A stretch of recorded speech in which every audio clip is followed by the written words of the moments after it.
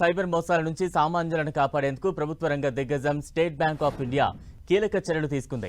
దేశవ్యాప్తంగా సైబర్ మోసాలు పెరుగుతున్న నేపథ్యంలో తమ బ్యాంకు నుంచి వచ్చే కాల్స్ కు సంబంధించి ప్రామాణికతను ధృవీకరించే ప్రజా సలహాను జారీ చేసింది. ఇకపై బ్యాంకు సంబంధిత లావాదేవీలు సేవల కోసం +911600తో మొదలయ్యే నంబర్ల నుంచి మాత్రమే కాల్స్ చేస్తామని తెలిపింది.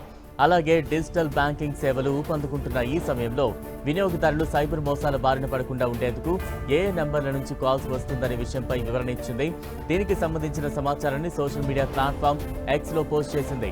ఏడాది ప్రారంభంలో ఆర్బీఐ బ్యాంకులు, ఆర్థిక సంస్థలు కస్టమర్లకు చేసే కాల్స్ 1600 సిరీస్తో ప్రారంభమయ్యే నంబర్లను ఉపయోగించాలని సూచించింది.